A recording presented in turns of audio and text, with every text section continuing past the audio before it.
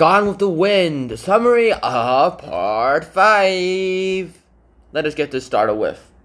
Today we'll be summarizing chapters 48 all the way to number 63. And let's get this started with. Gone with the Wind. Scarlett O'Hara is... Well, Frank has died, so she's back to being plain old O'Hara. And what else can we talk about Scarlett? Nothing much, if I'm going to be honest with any of you, but that would be a lie, so let's keep going. Scarlett O'Hara has finally decided that she's fed up with all this, and that she wants to go ahead and have a nice time, and she wants an actual marriage. She wants an actual marriage for this time, and this time she might actually be right.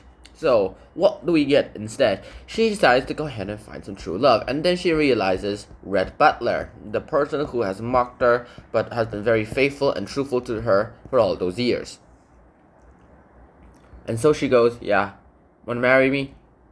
And he's like, I mean, I already invested in you a lot, so yeah, let's do it. And so they go ahead and do it, and they become husband and wife for real this time. And living with Red Butler has made life a bit touchy, I would have to say, if that was the best I can describe it. First of all, Scarlett O'Hara didn't exactly want to have kids, and Red Butler didn't want kids either. That was made very, very clear, though they were pretty intimate with each other, and I'm pretty sure if they're going to be intimate with each other, they needed at least protection, and protection back then wasn't even that good. So what happened?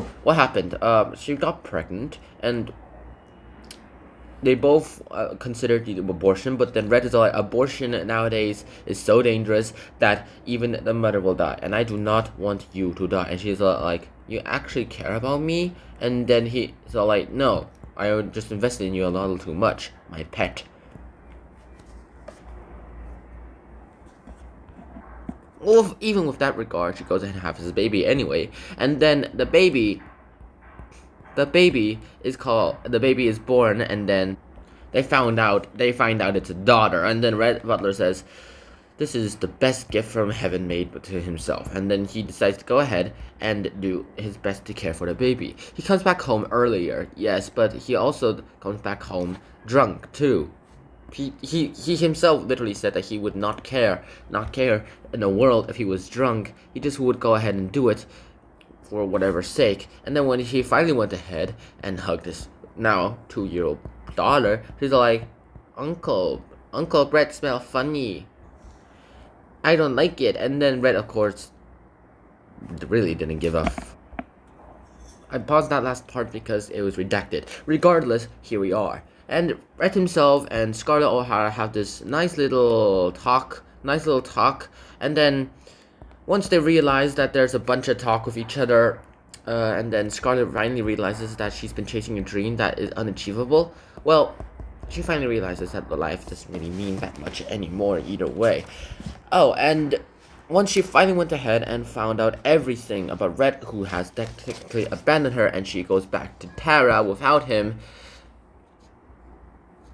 yeah. And finally, after a few little dialogue, Ashley and Scarlett decide to go ahead and have this talk with each other, and then Scarlett's all like, yeah, this is not going to work out. And then she decides to firmly go ahead and decide that she has to go ahead and tell Ashley that her dream was dead. And he's all like, I actually do love her, not you. I always thought I kind of loved you, but I want to honor someone for her. But then I realized I actually did love her. And then she goes ahead and criticizes him like, hey, you should have told me that earlier. Melanie's dead now. What the heck? You could have told me that earlier, like years ago. Not just keep me dangling on this roof. But I could have probably stood it somehow. And he's like, yeah, I suppose that's true. And that's it. Oh, and also one more thing I should mention. Ashley went ahead and ran away to try to see what he can do towards Melanie, because she was having another childbirth and she was in labor. And then finally, our dear Scarlett O'Hara realizes the cold hard truth. This world was not meant for her doing. This world she had created was fictional and was not real. And so as a result, she was chasing a dream that wasn't even real. It was all in her mind. And now she had to pay the price herself. And that's it. That's literally how the book ends. We don't even get to see if Melanie survived or not. And I'm hoping she did survive, but most likely she did not. And what's going to happen to Scarlet O'Hara? How do I know? How do I know? I know the author of the book. The author of the book died in a car crash. Technically not in a car crash, but technically being hit by a car, but that's about it. So, I hope you guys enjoyed this episode of Han Chen Cheon. Until next time, Shihana, peace. Bye-bye.